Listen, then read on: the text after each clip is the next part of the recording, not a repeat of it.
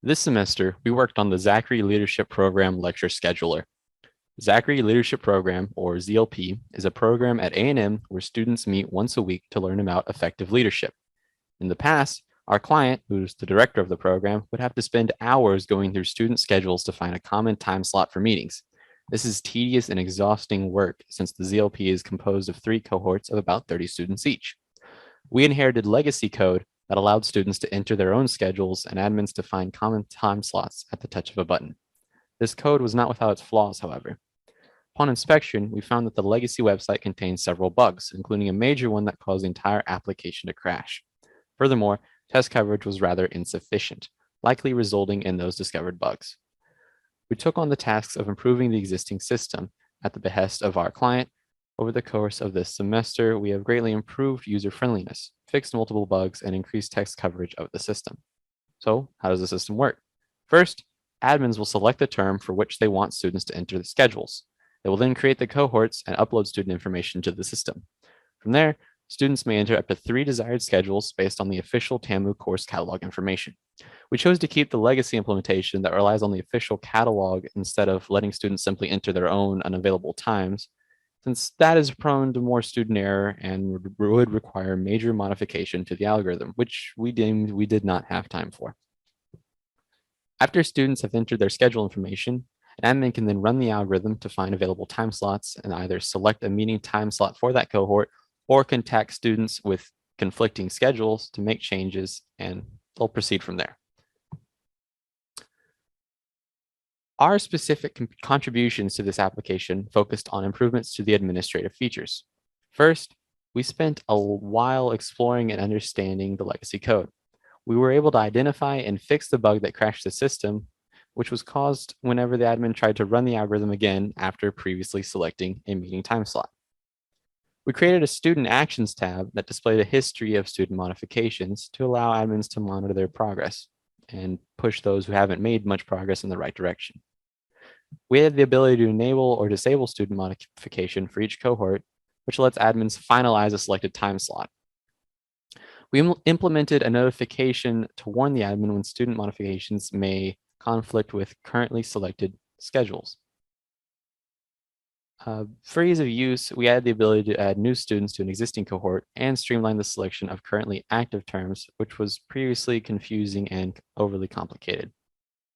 From the student side, we added the ability to modify existing schedules without having to completely remake them. We also improved the dependence on a defunct third-party mailer to claim accounts.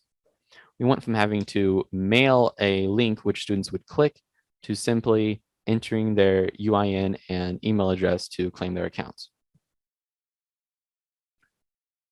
These changes focused on ease of use and accessibility, but also fixed major underlying bugs to improve the performance of the system. These changes, in addition to some of those various bug fixes, are what we contributed to the ZLP scheduler to bring it to its current working state. Over the course of the semester, we've overcome several software engineering challenges and have taken away a few key lessons. First, effective communication is critical to success. This includes communication with our clients, our peers, and our project advisors. Additionally, scheduling meetings for everyone can be challenging, which is kind of the basis of this project. We learned that planned meetings with direction are much more efficient. When we have a goal in mind for the meeting, we can focus our efforts on achieving it rather than just wasting time figuring out what we're supposed to do. More effective and efficient overall. Legacy code takes time to understand. We initially took this for granted and realized we needed to dedicate an amount of time so that everyone understood the legacy code base and the initial state of the system. Only from there could we figure out what we need to improve on and move forward with fixing it. Lastly, we learned about creating reasonable and attainable goals. Some of our initial goals were a little too vague and large, and we had to evolve those over time, making them smaller, more manageable so that we could achieve them, given our time constraints. Hello, I will be showing off the typical usage case for the ZLP lecture scheduler. First, we want to go and log in as an admin. From the admin view, administrators can start new terms, manage the cohorts, manage administrator accounts, view history of student actions, and view the specific information about active cohorts. First, we'll go to start a new term. From here, administrators can start a new term at the turn of semesters. Selecting the currently active term will choose which catalog will be active for students to choose classes and create their schedulers. For right now, we only have a test term entered, but administrators can load more terms, which will pull information from the released TAMU course catalog API. This is for uploading the new terms when catalogs are released, or for uploading catalog inputs when they're updated as time goes on. Doing this, however, will erase whatever entered schedules are in the system, since they may not match up with what's available for the current term. We go to manage cohorts. Here admins can see what cohorts are currently in the system. And since the ZLP scheduler needs to manage up to 3 different cohorts at a time, this is useful since they're going to be different students and have different meeting times. So first, we'll create a new cohort.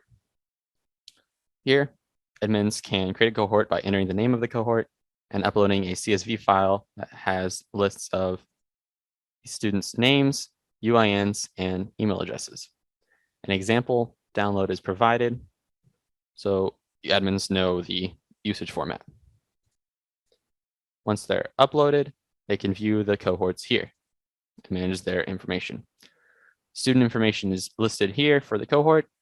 Admins can edit the information if it's somehow entered incorrectly or needs updated, delete the students if they're in the wrong cohort, or add new students if they need to be added. Furthermore, admins can delete the cohort if they're not needed anymore. Once the cohort's created, students are free to claim their accounts and begin entering schedules. So, as a student visiting this page for the first time, they will need to claim their account. Here, they'll enter their UIN and their email address, enter a password, and retype it. If for some reason the student forgets their password, they'll be brought to a similar screen, which will clear out all their entered schedules and allow them to reset their password.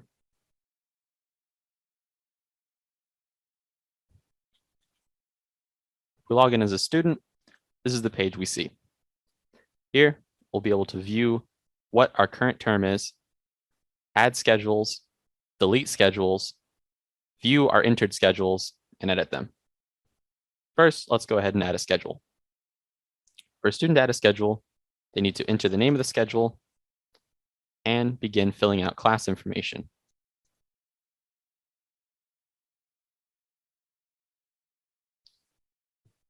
They can also toggle if classes are mandatory or not. This means it's a high priority that the student takes it this semester and causes our algorithm to really work around this, to make sure that they can take this class. When schedules are added, they're viewable down here in the schedule list. They can be managed. Only up to 3 schedules can be added for a student at a time. Schedules are entered in order of preference. The highest schedules are the ones that they have the most preference to take, with the lower schedules having less preference.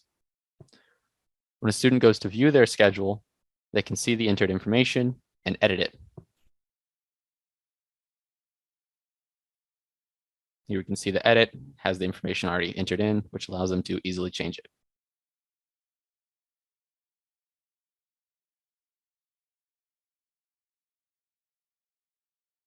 And we can see the information has been updated.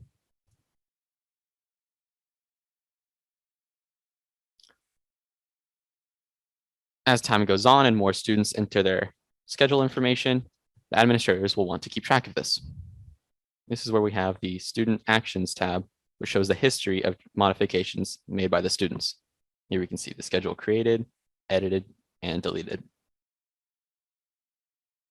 When we go to the specific cohort information, this is where we can view the list of the students and if they have added schedules or not.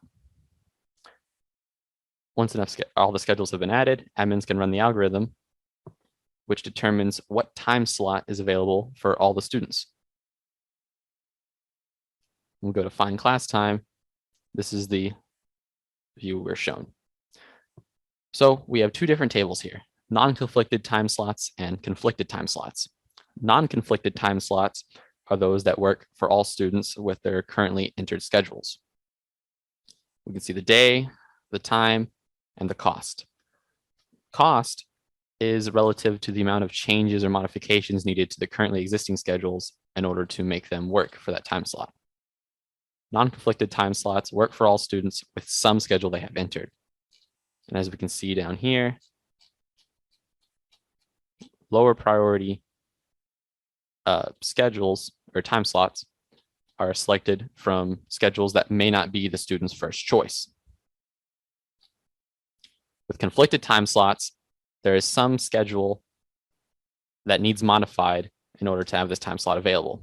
Here, admins can view the details, showing the students what course is causing the issue, and as well as the time of that issue.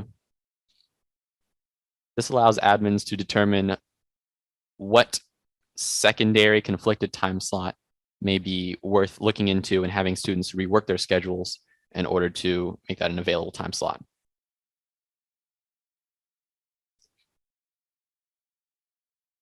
If an admin sees a time slot they like, they can choose that as the active one, which will be displayed here. This selected slot is broadcast to all students who will see it when they log in. If for some reason a student modifies their schedules,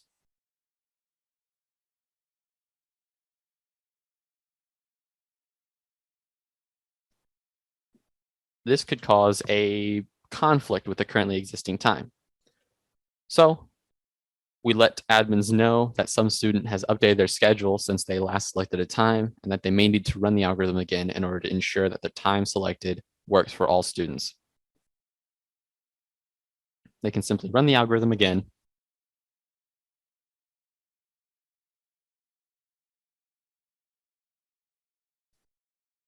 Find the class times that work and select either a new class time that works or the same class time if there was no conflict. But let us say our admin now is finalized with their selection and they don't want students to make any more changes. They can disable student modification at the touch of this button, re-enable it later as they seem fit, if necessary, and finalize their time. What this does is when a student logs in, they will no longer be able to add schedules, delete existing schedules, or modify their existing schedules since modification has been disabled by the admin. They'll be notified that they need to contact their admin for their cohort if they need to know more or possibly change their schedules.